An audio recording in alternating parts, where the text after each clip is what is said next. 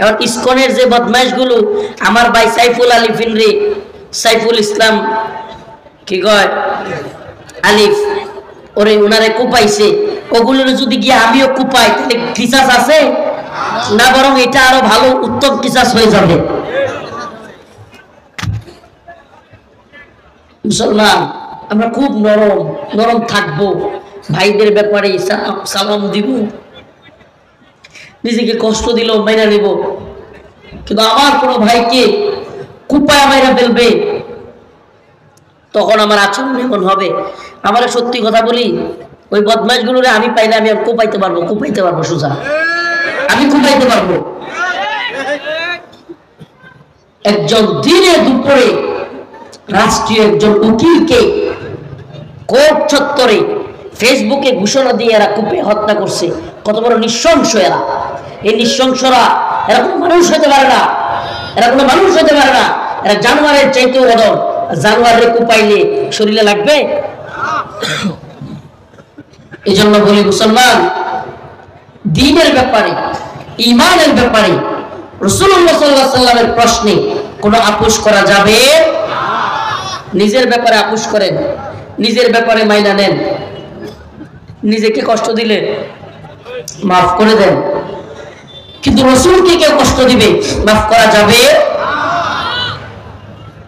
হযরত আবু বকর রাদিয়াল্লাহু আনহু, যার ব্যাপারে আমরা কি শুনেছি, সকল ইমামরা খতিবরা খুতবার মধ্যে কি পড়ে? আরহাম উম্মতি বি উম্মতি আবু বকর।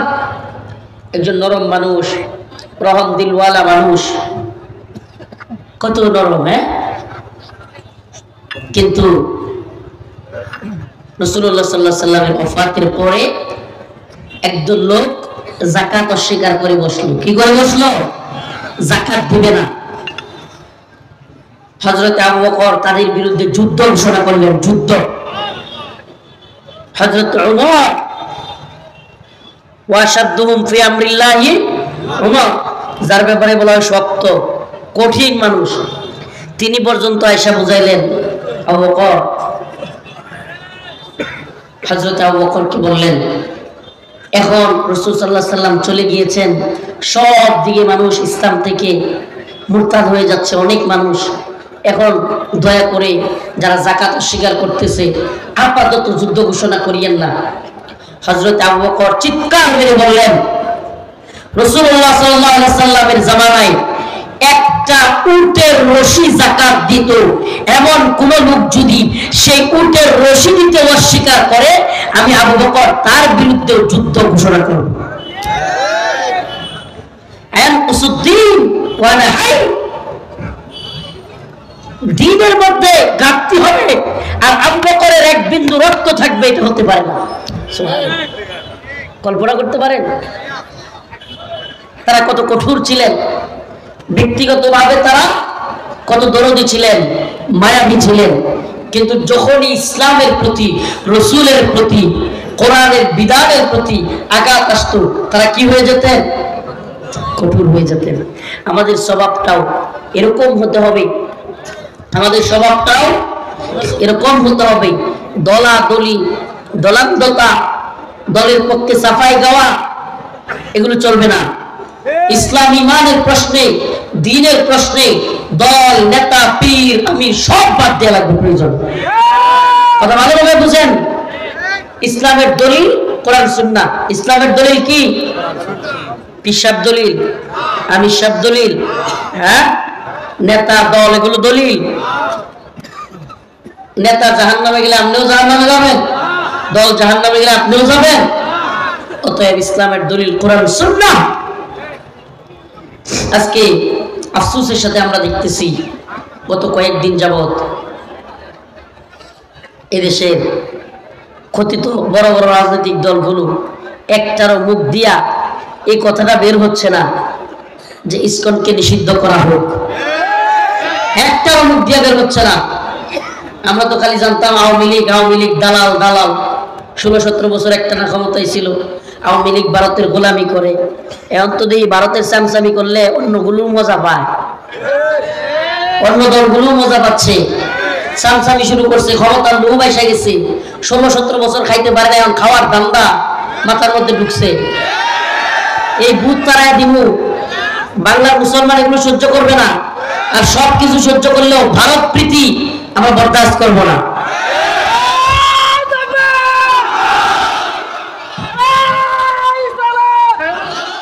কি সর্বনাশ শুরু হয়ে গেছে, কি সর্বনাশ শুরু হয়ে গেছে। আপনারা ইসকনের মতো সন্ত্রাসী সংগঠন, এ ভাই আপনারা কি জানেন ইসকনের বিরুদ্ধে কতগুলো অভিযোগ? ইসকন এর আগেও কিছুদিন আগে আপনারা শুনেন নাই, চট্টগ্রামে সেনাবাহিনীর উপর আক্রমণ করে নাই, মুসলমানদের দোকানপাটে আক্রমণ করে নাই। শেষমেশ কি করলো ইসকন? সম্মিলিতভাবে ফেসবুকে পোস্ট করে আমাদের এক ভাই অ্যাডভোকেট, কেমন অ্যাডভোকেট, যে কিনা সনাতন ধর্মাবলম্বী কেউ মুসলমান হলে কোর্টের মাধ্যমে ইভিডিভিট করাইতো। তার মানে টার্গেট কিলিং, তার মানে কি টার্গেট কিলিং, টার্গেট করে আমাদের এই ভাইকে হত্যা করেছে।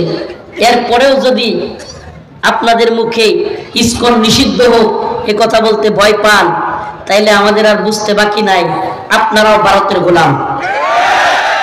আপনারা এই দেশের মুসলমানদের প্রতিনিধিত্ব করেন না, আপনারা এই দেশের মুসলমানদের প্রতিনিধিত্ব করবার কোনো অধিকার আপনাদের নাই। কি হয়ে গেছে আপনাদের?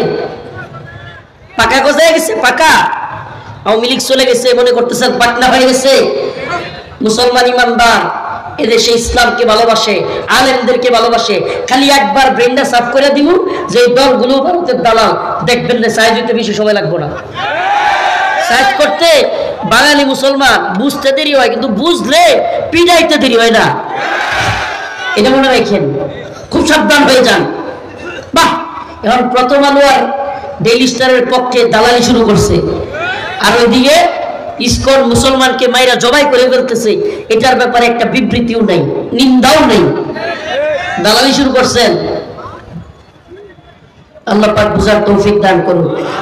আর আমিন। দলের দালালি করবেন না মুসলমান, সাবধান, সাবধান হয়ে যান, ইমান থাকবে না। দলের দালালি করবেন না। দল, নেতা, পীর, শায়েখ ততক্ষণ পর্যন্ত তাদের কথা মানা যাবে। রাসূল বলেছেন লা তাআতা লিমাখলুকিন ফি মাসিয়াতিল খালিক। আল্লাহর অবাধ্যতায় কোন নেতা, কোন পীর, কোন দলের ইতাআত নাই। আল্লাহকে অবাধ্য করে, আল্লাহকে নারাজ করে কোন নেতা, কোন পীর, কোন দলের ইতাআত চলবে নাকি আল্লাহ নারাজ করেও দলের ইতাআত চলবে? হ্যাঁ, রাসূলকে নারাজ করেও চলবে? কথা ভালোভাবে বুঝবার চেষ্টা করবেন। বাঙালি মুসলমানরা আওয়ামী লীগের এত বেশি বিরোধিতা কেন করেছিল? এর মধ্যে অন্যতম একটা কারণ হলো মুসলমানদেরকে বাংলাদেশে ভারতের গোলাম বানাইছিল। আওয়ামী লীগ কি করেছিল? গোলাম বানিয়েছিল। কাঁটাতারের বেড়ায় আমাদের বোন, আমাদের মা, আমাদের ভাইদেরকে গুলি করে মারা হয়তো, আর এই বদমাইশরা বলতো স্বামী স্ত্রীর সম্পর্ক। বলতো কি বলতো না? এই যে ওয়াজ ভালো লাগতেছে না, না মাথার উপর দিয়ে যাইতেছে। হ্যাঁ, হুজুর রাজনীতি করেন, মুসলমান মেরে শেষ করে লাইতেছে, আমি কমু না তুই কবি বেটা।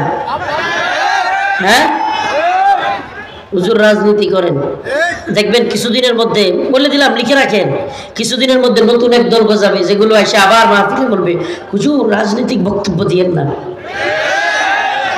সাবধানে থাকেন মুসলমান। মুমিন এক গর্তে দুইবার পা দেয় না। কি করে না? মুমিন এক গর্তে দুইবার পা দেয় না। আমরা আগে ভাগে একটু আপনাদেরকে সাবধান করে দিই আর কি।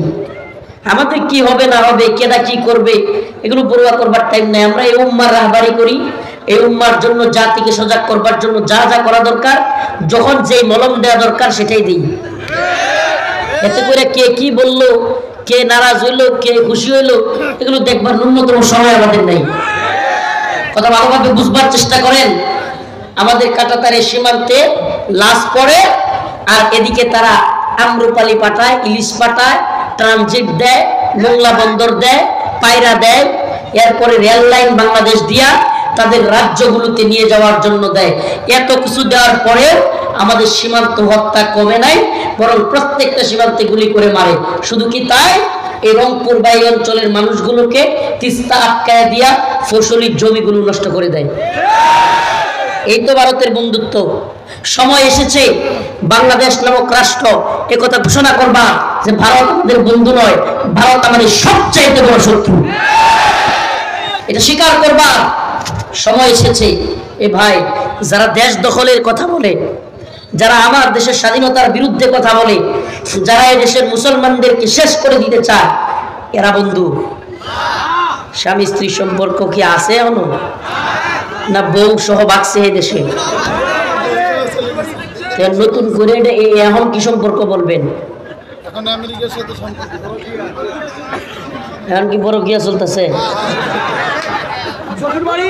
এই জন্য বলতেছি মুসলমান খুব সাবধান হন, খুব সাবধান হন। ভারতের দালালরা, র এবং ইসকনের দালালরা এখনো আওয়ামী লীগ বাদ দিয়া অন্যান্য দল এবং অন্যান্য এই উপদেষ্টা মন্ডলিত আছে।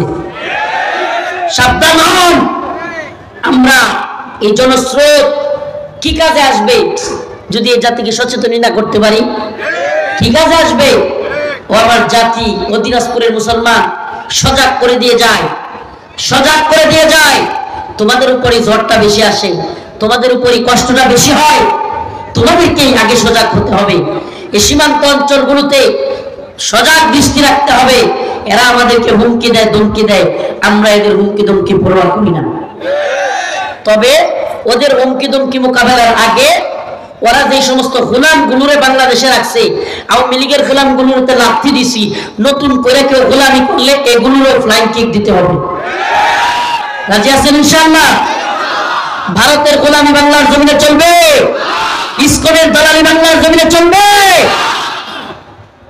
দল করলেও এই কথাটা মনে রাখবেন, ইসকন নিষিদ্ধ হোক, চান কি চান না? এই কে চান? আলহামদুলিল্লাহ, তাকবীর। ইসকন নিষিদ্ধ হোক চান? দল মত নির্বিশেষে দাবি আমাদের একটাই, ইসকনকে নিষিদ্ধ করতেই হবে, ইসকনকে নিষিদ্ধ করতেই হবে। কি হয়ে গেল এই দলগুলোর, নেতাগুলোর কি হয়ে গেল? গতকালকে একটা ফেস দ্য পিপলের একটা টকশো দেখলাম। টকশোর মধ্যে প্রধান উপদেষ্টা প্রেস সচিব তিনি বলতেছেন বড় বড় রাজনৈতিক দল একটাও চায় না, একটাও বলে না ইসকন নিষিদ্ধের কথা। কল্পনা করতে পারেন? কল্পনা করতে পারেন? এ মুসলমান, চোখ কান খোলা রাখেন।